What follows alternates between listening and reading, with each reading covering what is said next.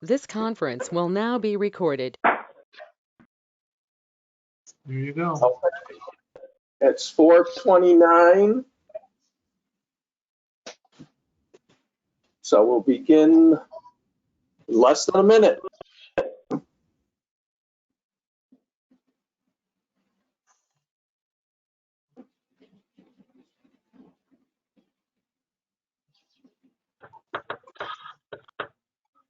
I've got 4:30, Alan. Okay, I'm calling this virtual meeting of the Norwich Housing Authority to order at 4:30 p.m. on May 13th, 2020. And we are meeting online, and anyone calling in who is watching this meeting, when we will open it up during the public comment. And in order to begin, I'm going to call the roll call. When I call your name, please signify that you are present. Commissioner Magnan, Present. Commissioner Rucker, Yes. Commissioner Patterson, Present.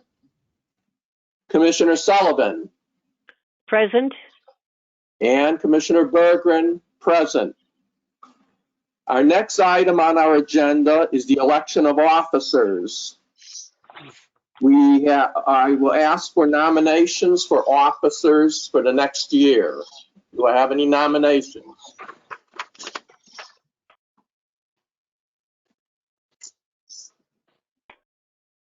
I move that Alan remain president.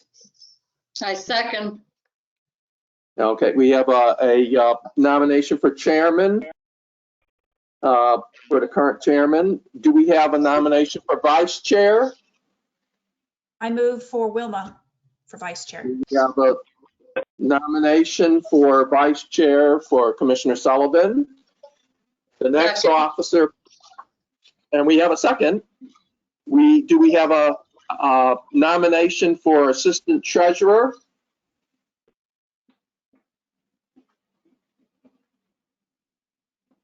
I will nominate Commissioner Rucker. Do we have a second? Yes. We have a second. Okay. Do we have a nomination for assistant secretary? I nominate Charlie Magnan. And we have a do we have a second? Yes. We have a second. And I nominate Commissioner Patterson for resident commissioner. Do we have a second? I so move. We have a second. Okay, are there any other nominations? Hearing none, all those in favor of the slate of officers as proposed and nominated signify by saying aye. Aye. Okay, the chair has determined that all commissioners present have voted for the slate of officers, and they are nominated and installed. Next item is the minutes of our regular meeting of March 11th, 2020. We need a motion to bring the minutes forward. Do I have a motion? I so move. Commissioner Magnan made the motion. Do we have a second? I second. Commissioner Sullivan made the second. Is there any discussion on the minutes? Any corrections? None that I saw. Hearing none, I'll go through and please vote when I call your name. Commissioner Magnan, Yes. Commissioner Rucker, Yes. Commissioner Patterson, Yes. Commissioner Sullivan, Yes. and Commissioner Berggren votes yes. The minutes are adopted.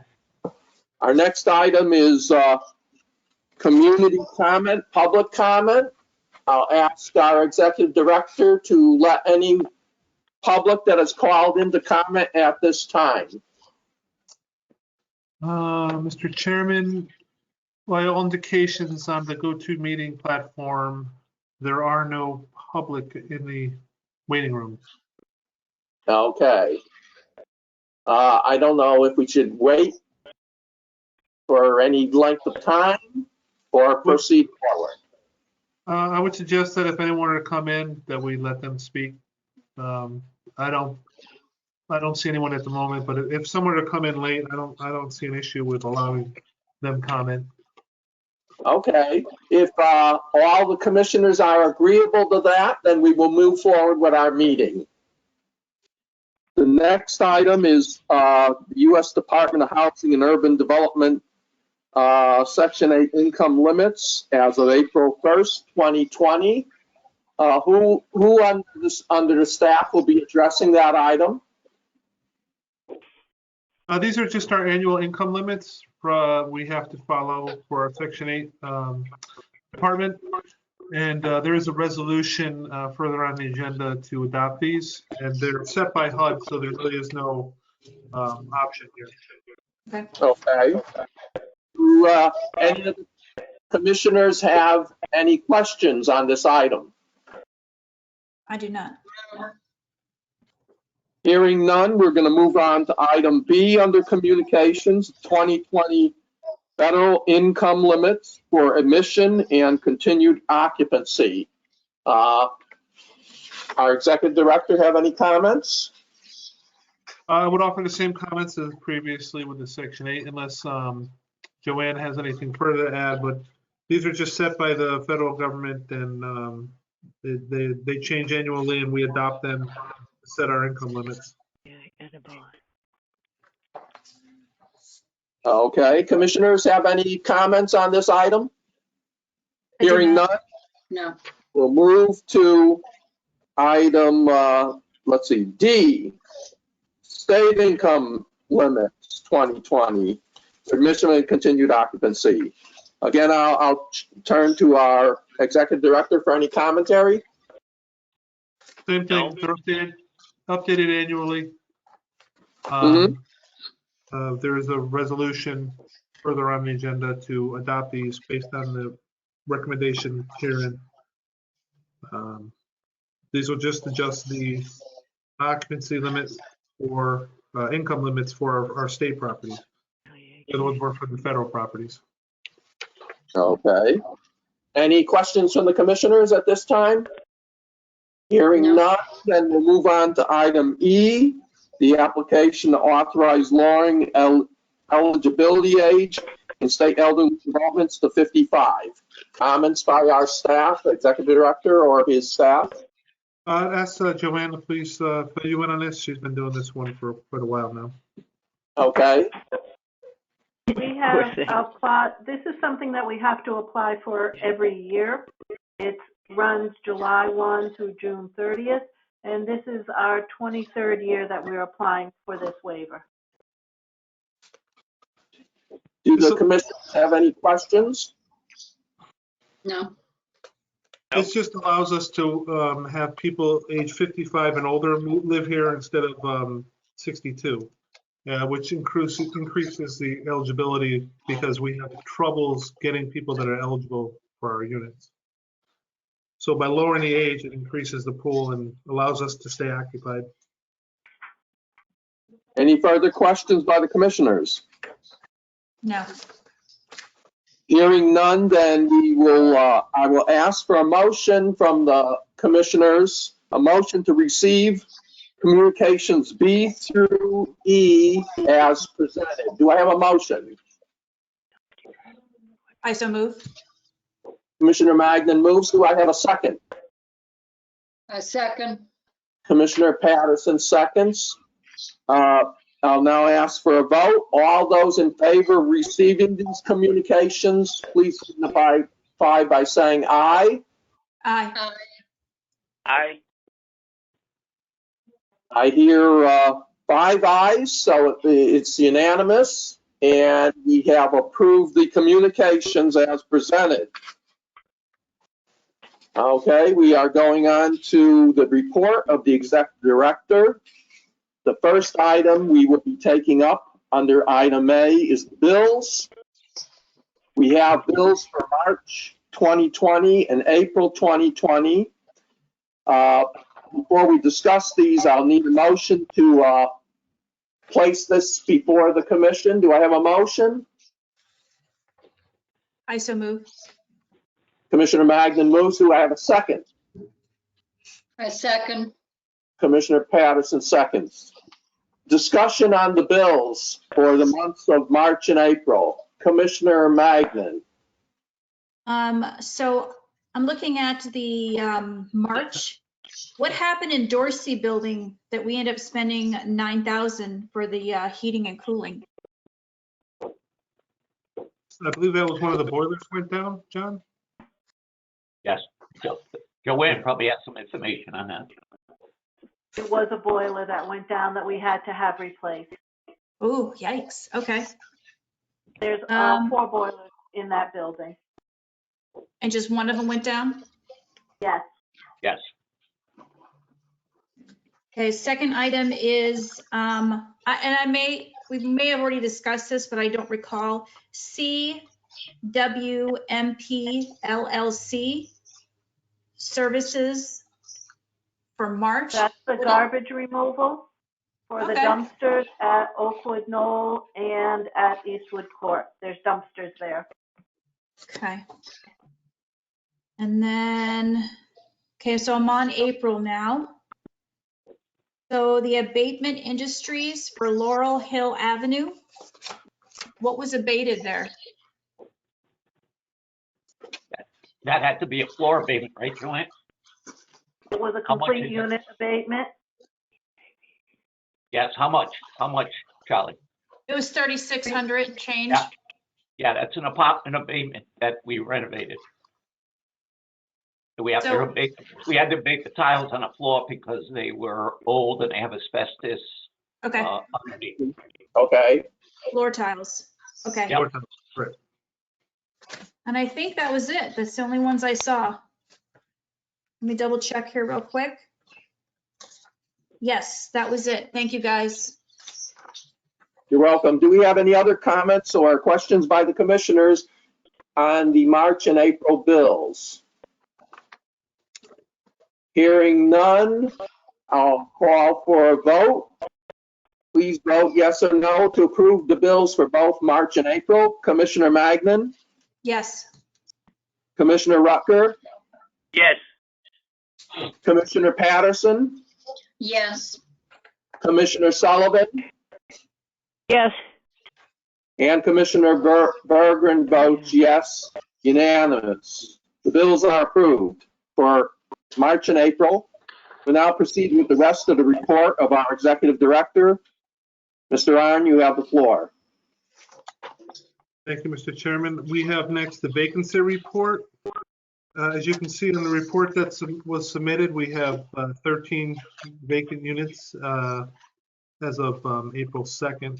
I'm sorry, I think that was not April 2nd. But as submitted, this was 13 vacant units.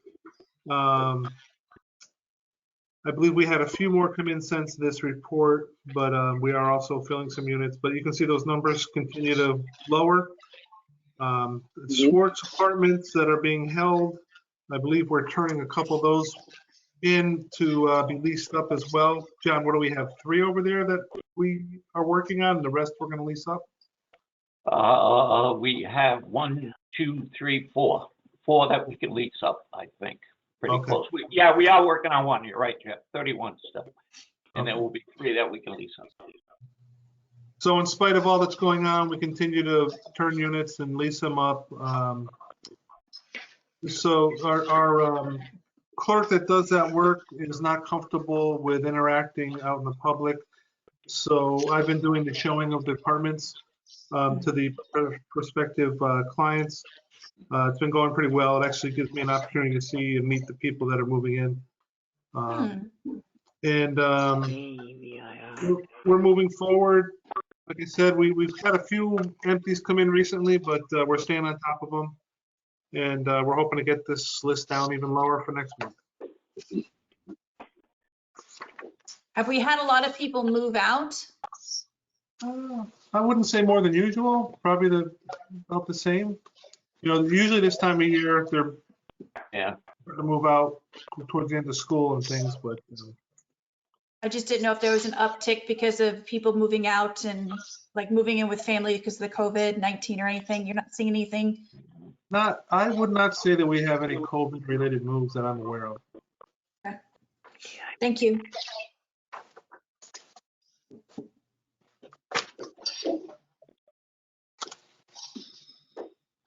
Please continue. The next up is the mod report. If John could take that, please. Yep. Let me go through right from the top. Eastwood Court, our course certification has been completed along with the GM's course certification. That's the contractor.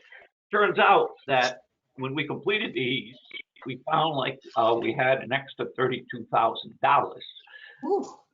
So by rights, that money should have went back to CHFA, but with Jeff's persistence, somehow he got them to agree to do some more work at Eastwood Court. So we had 4 landscapers. We're going to spend most of it on landscaping. We had 4 landscapers today. We had a plan that was drawn up by the architect, and we're going to be receiving in a week bids to do landscaping, crushed stone to dress up the area. So we're going to see where those bids come in so we can spend this money, because we do not want to send it back to the state. So we're just doing crushed stone, or are we doing any plants?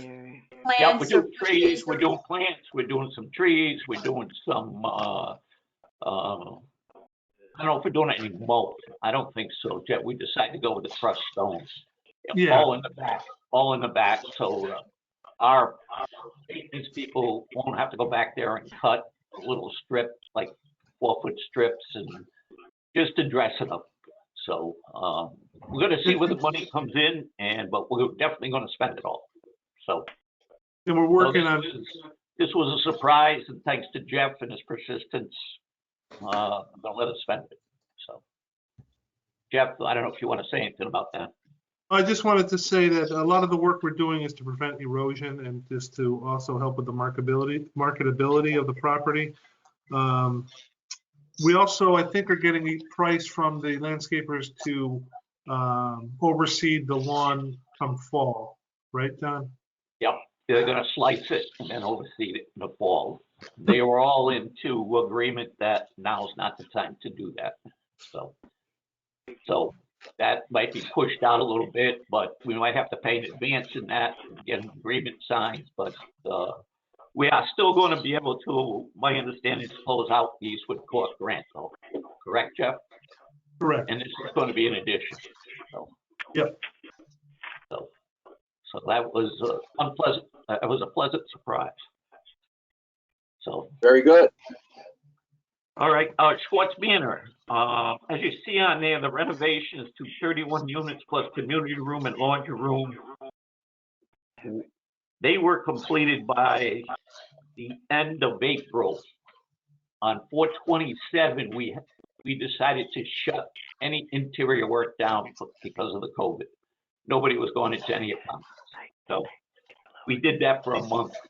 We just resumed work the beginning of May, and they've been doing an excellent job getting in and out of the rest of the units, which is 17 units. 2 of them are ADA units, which is going to take some time to finish. But 15 of those units have been completed as of today. So we're looking to just do the ADA units. All the site work has been completed. And again, once we rebalance this grant, we may have some extra money to do some extra things. So we're not quite sure what we're going to have left until we get a little closer. We are looking to wrap this project up by the first week of June. So, nice. Except for some change order work, we have extra money. So, and we'll look to do some other things and spend that money. So, but the COVID just did set us behind about a month, maybe a little bit longer, but we thought it was in best interest of everybody till we knew exactly what was going on. Everybody that goes in the apartments now has masks, gloves, and social distancing. So Yeah, once we got the directive from the governor where he put into place the safe work practices, which we implemented in the office, we then felt that we were comfortable implementing those with the contractors to allow them to interact safely with the going into the apartments. So, I forget the exact date when that happened, but that's what we felt was able to bring our full staff back to work here and also allow them to start working Great. in the apartments. So. yeah, luckily what we had left were all one bedroom. So if anybody had to stay in the apartment, they could go in the bedroom when somebody was working, or else they would went into one of the empty apartments. So it seemed to work out all right, and we're moving forward to wrap this project up, which would be, in my opinion, great considering what's been going on out there, with the COVID, to get this project done. If we wait any longer, it would cost everybody a lot more money. So. Just so the commissioners all know, John and Fred Gonzalez, our clerk of the works, have put in an extraordinary amount of time and effort on this. The supervision, in my opinion, from the construction manager wasn't the best. And luckily we had Fred and John who, again, in my opinion, were doing a lot of the work over there for them, really helping in interactions with the residents and pushing the work along.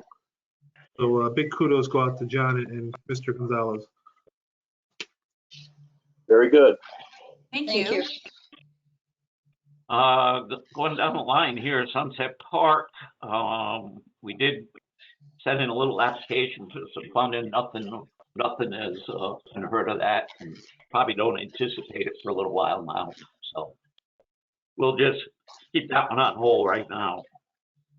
Rosewood Douglas Splits, community development knows that we are just pushing this out a little bit. We anticipate to start this in June. They are not going to hold their deadline of June 30th to spend their money because of the situation going into apartments again with elderly people. So how long do you I'm sorry, that? John. No, How that's long all do you right. anticipate this particular phase to go? It's probably about a month worth of work. So sometime in June, and hopefully by the end of July, we can get those units completed. So, and it seemed to be all right with them that we're going to start a little bit later. So, yeah, we had a phone call with the community development block grant person, and she was very accommodating. Said she understood what the situation and that they actually weren't worried about spending the money by that deadline because they were in good shape with the rest of their money, so it wasn't an issue. So we'll get you a date. We'll probably have something going on that by next month. So future projects, they're still in the works, still planned. They just pushed out a little bit longer as far as the cameras, the flooring, and the office renovations, which I believe we had the architect in here today. Jeff, I don't know if you want to talk about a little because of the COVID. So as part of the COVID CARES Act that was passed by the federal government, we received an additional 2 months worth of Section 8 admin fees, an additional 2 months of operating funds. And those can be spent on COVID-related items. So what we were looking to do is, as part of the office renovations, we want to spend that money on the front entrance and the lobby area and the reception area to redesign that completely to make it safe for COVID-related items. We're going to put up glass. We're going to put windows with the speakers like you have at the banks, pass-through areas. We're gonna have a locked door at the front that they'll be able to buzz in people, and have a waiting, an interview area where the clients can go in from one side and the office can come in from the other side, and they'll be separated safely by glass. So we're rearranging the whole area.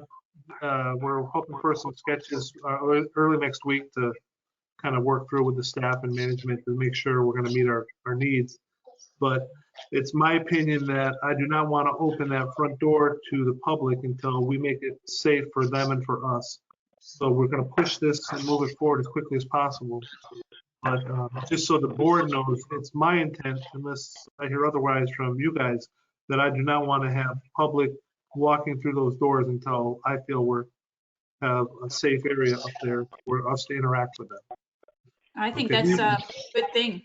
We've been fully functional now through this whole thing. Everyone's kind of getting used to just passing the paperwork through the Dropbox or mailing it to us. Our clients and tenants were really used to just being able to walk in and interact and do it freely. So at first it was a little rough, but I think they're kind of getting used to it, and everything's still getting done. We're still getting their income changes. We're still getting their rent checks. We're still getting all the paperwork out to them. So as long as that workflow continues, I don't want to jeopardize anyone's health and safety. So I want to not open those doors until that is done. Just so everyone's aware of my intention with that. Mhm. And we have the architect pushing on that, and hopefully we'll have something next week to look at and move Very forward. good. Very good. Good. I do have a quick question, John. I know you said we're pushing off some of the future projects. Does the flooring and the Dorsey building, that's not going to become critical anytime soon, is it? No, but we're not going to push it off that long. I mean, the same architect is working on the plans for that, and we're going to get 3 bids for that. And I would anticipate in the summer sometime that we'll probably do that. It's the hallway floors, it's the laundry. So we're really not going to cringe upon any of the tenants too much, except for when they come out, obviously, the apartments. But I think that's something we can get done. So. Okay, thank you. That item was more critical when we were worried about our REAC inspections coming, because that's one of the things we were worried about with the cracked floors. But now that all REAC inspections are canceled till next year, that isn't as urgent as it was previously. Yeah. So that it's not as urgent to us, but we're still, like John said, we have to spend that money within a certain time frame, and we're going to get that done probably before the end of the summer. Okay. That's all I have, and we'll keep pushing forward with this pandemic. So it's getting done. It's just taking a little bit longer and a little bit different ways. So. Thank you, John. You're welcome. Thank you, John. Go ahead, Jeff. Okay, you have 2 Section 8 voucher reports in front of you. Yes, we do. I'll go with the May one, since we're in May. Out of the 509 vouchers, 505 are leased up and 4 are out looking. Like I said a few times now, we're fully functional. We're still doing lease ups with Section 8. So for the movement inspections, if Giselle's not comfortable going out doing the inspections, we've been doing some virtual ones where the owners will send a video of the apartment, which HUD has deemed acceptable during this crisis. The only thing that with the Section 8 department that's not happening right now are annual inspections of occupied apartments. But HUD has granted a waiver, and we just have to document that we're taking advantage of that waiver because they don't want, obviously, inspectors going into apartments where people are living. So we're able to put that off for now. And hopefully, we're not going to even have to do the ones that occurred during this time frame. We'll just make up for them next year. But we just have to document that and move forward. And then once there's an all clear and we can go into units, we'll start doing those inspections again.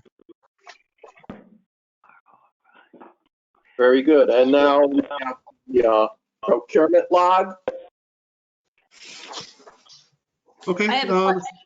sure, go ahead. Oh, we have a question? I'm sorry. The second item. Yep. So it mentions a savings. How much was the savings from the previous contract? I'm not sure. I don't know if Joanne knows the exact number, but I know the previous contract was a bit more. Joanne, do you remember what that contract was? It was around 3,500. Okay. Oh, so wow.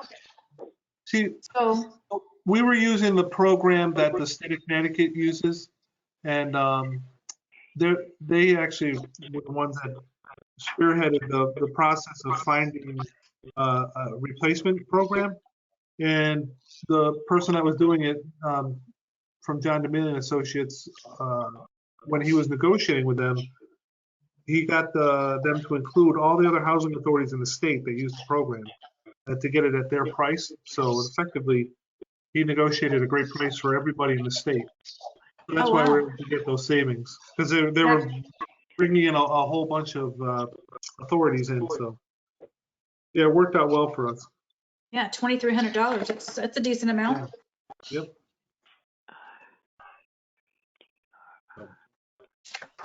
Any other questions on that? On the procurement log? I'd be happy to answer them. Any commissioners? Nope, I'm good. Do you have any other items for us, Mr. Aaron? Yeah, Mr. Chairman, if you'll indulge me, I kind of have a timeline. I just wanted to go through the COVID response and how we've been handling it. I know I've reached out to some of you via email and stuff, but I just want everyone to hear, what we've been doing and trying to keep the staff and everyone safe and keeping things going. So if you'll indulge me, it might take a few minutes, but it's quite Please. So as you all know or remember from the last time we met, March 11th, we adopted a guidance plan. So we were working on this, months ago. And then March 16th was my first action with the staff. We issued protective gear, masks, and gloves to the staff. We reduced work orders to only urgent and emergency. We reduced our inspections to only the move-in inspections. And we started pushing the social distancing with clients and within the office. And then almost immediately after that, on March 18th, is when, and these all kind of followed the governor's executive orders. March 18th, we closed the office to the public. We made it mandatory for all paperwork to be going through the Dropbox or US mail. Visitors were only seen by appointment and only in designated areas with proper distancing and PPEs. We reinforced our social distancing with that on that date. And we began to arrange workspaces as needed to keep people appropriate distance apart. We had a couple of people that were sharing offices. We separated them, found space for them so that people were not within the 6 feet in their offices. That time we also began daily cleaning of all commonly touched surfaces throughout the offices. Every night maintenance comes in. I don't know if you noticed, Al came in while we were having our meeting. Yep. So Yes. they empty the trash obviously, but then they also go through and they wipe down all surfaces that are commonly touched throughout the office with disinfectant so that everything gets cleaned. We also started requiring gloves for people that are handling the paperwork that comes in directly from the public. And we also issued face masks for everybody again. We made it mandatory that only urgent and emergency work orders would be completed by maintenance staff. And prior to dispatching of any work orders, tenants are asked a series of questions to try to find out if there's any illness in the house or any chance that they've contacted the COVID virus. When maintenance staff goes into an occupied unit, they're required to wear the proper face mask, eye protection, gloves, and when they come out, they're required to clean up and disinfect. In-unit inspections for our properties were canceled for occupied units. We closed the community rooms on that date, and we began sanitizing the laundry rooms twice a day. And we also, at the Dorsey building, began sanitizing all the common areas twice a day. I also, at that time, inquired with all staff if they had any daycare issues, because we're required to give them time, and if they had any children at home that were home because of schools being canceled and things. But luckily here, we did not run into any of that. And then we also, at that date, put an emergency process in place in case we had to shut down completely. We put in a process where staff would still get paid remotely, where Joanne and Tim could actually have the paycheck, the pay company actually issue the money to everyone's account. So that was the 18th, and then on March 19th, we sent out notices to all our residents and clients in Section 8, informing them of all the changes that we had undertaken. And we also told them how important it was, if they had any income changes, to let us know immediately so we could change their rent.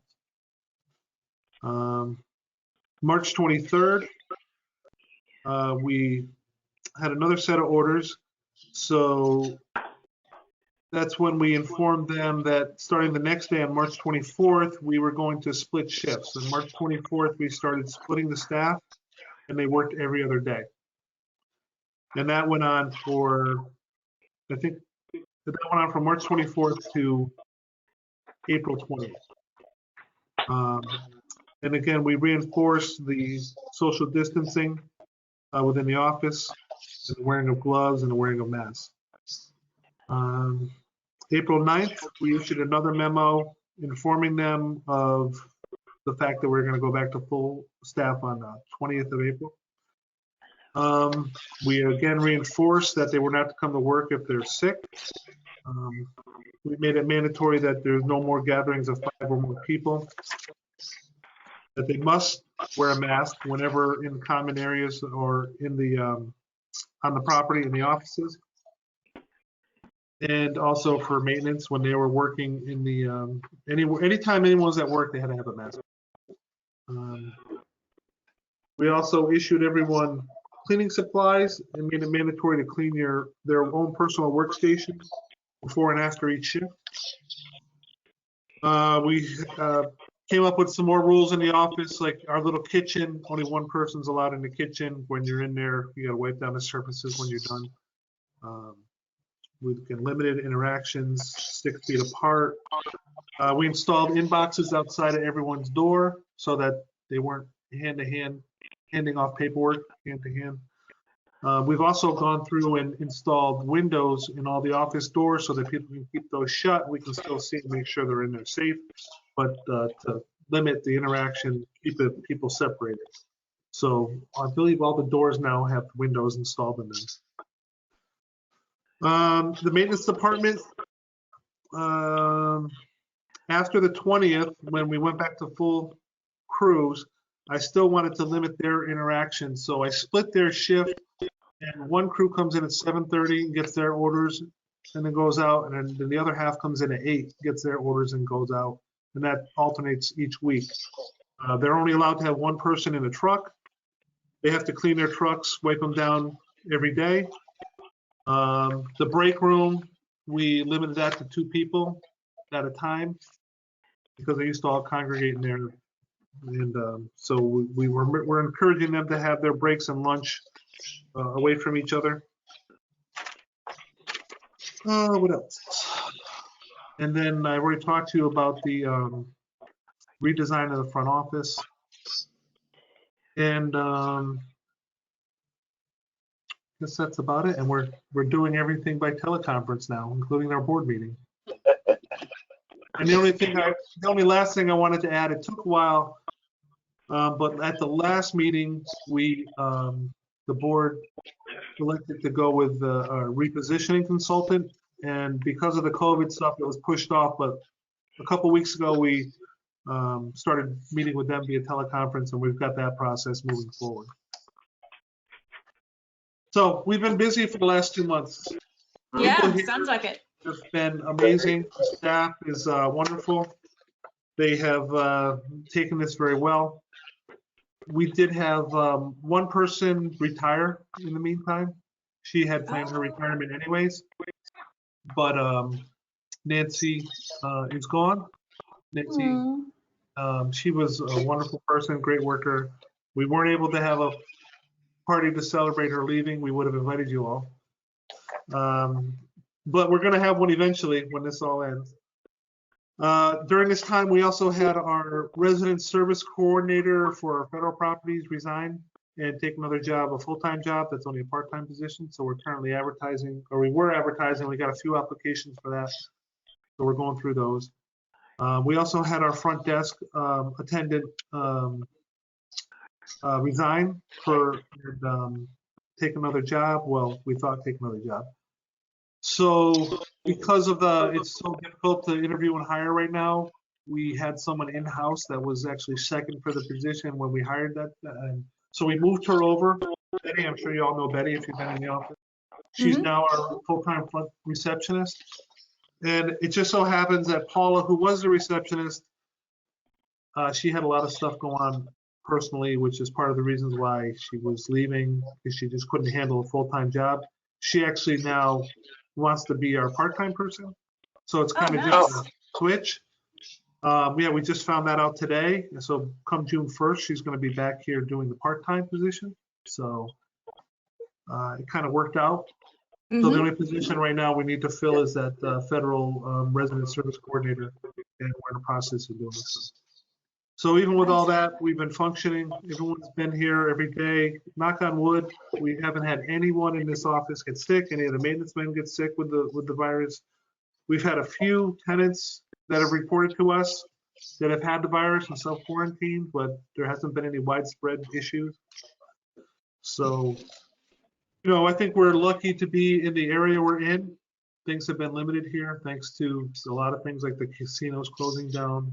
You know, I fear that if they had stayed open, we would have had a lot more issues. A lot of our residents work at the casinos, so I'm sure they would have brought a lot more issues. But, you know, I can't thank the staff and management here enough for everything they've done. It's been very stressful, but everyone's really come together and done a great job. So I want everyone to know that. Couldn't be more proud of them. Very good. Thank you.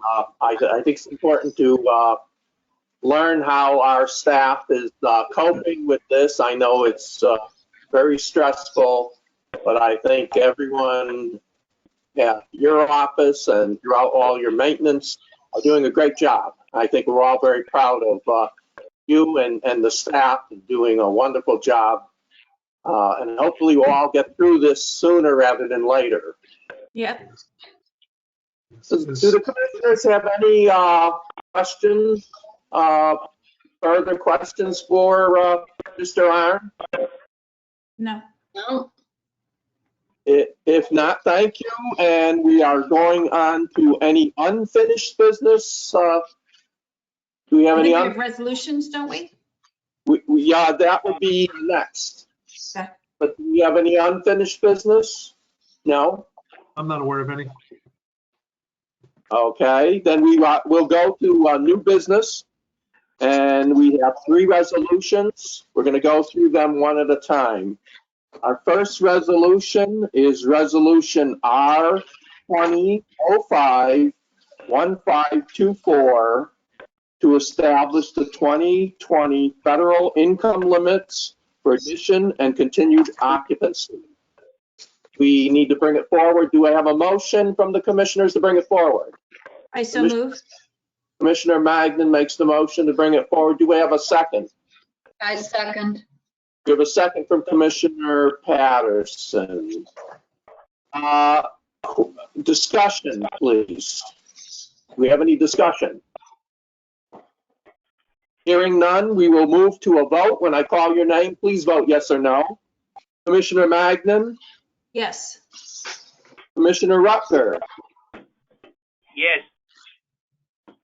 Commissioner Patterson, Yes. Commissioner Sullivan, Yes.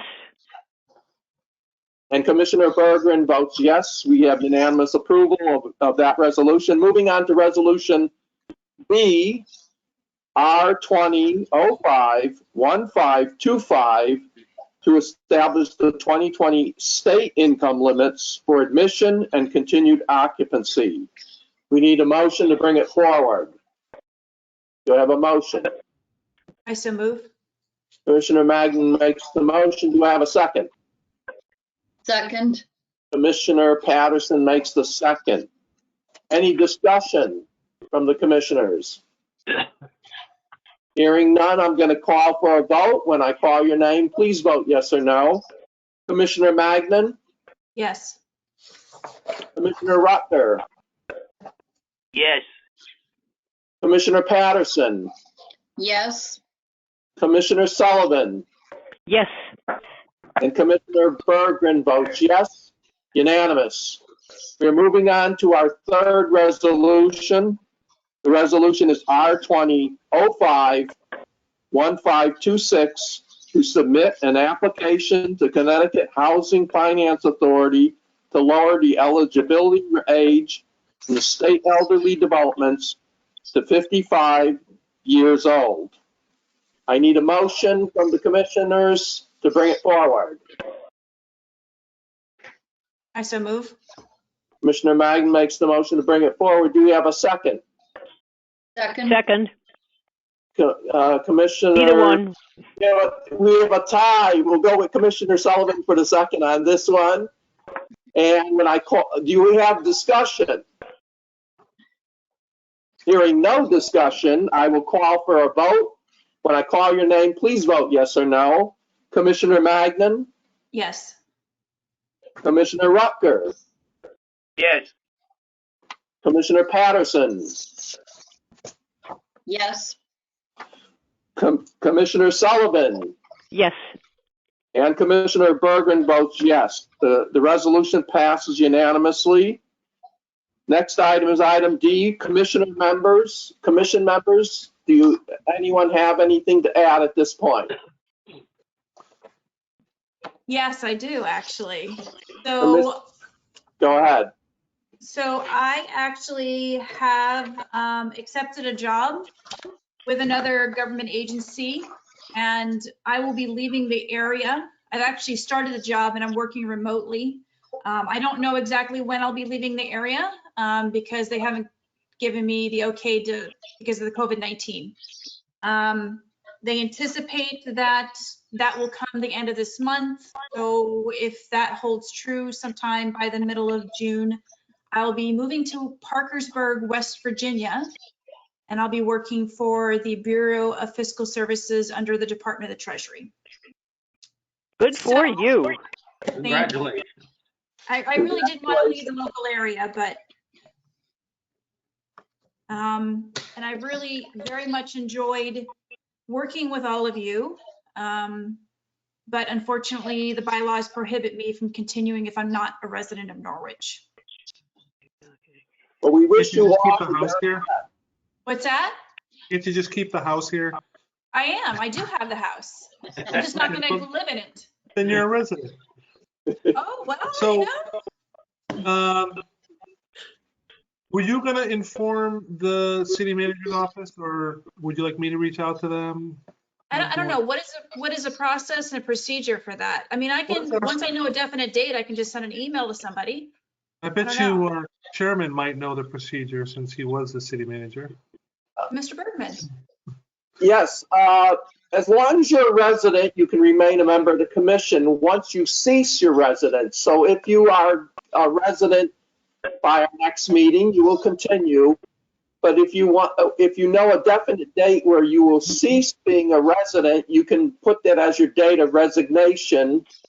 And you must send a letter, an email letter or whatever, a letter to the city clerk noting your resignation with a copy to the city manager, who's the appointing authority, and a copy to Mr. Arnn on behalf of the commission. So it would be a letter, you would address it to the city clerk.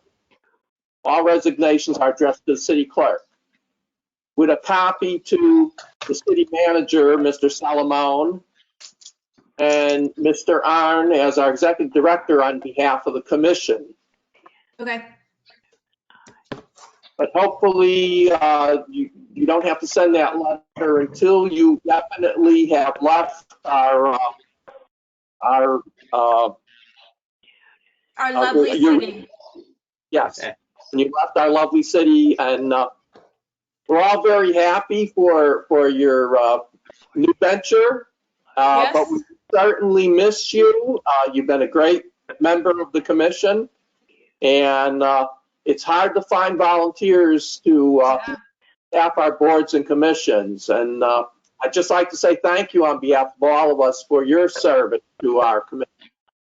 Yes. Again, I really enjoyed it, and I enjoyed working with all of you.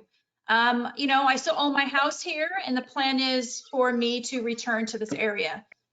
Whether that's 8 years from now when I retire, or whether that's 2 or 3 years from now when I get another job back in this area, I don't know.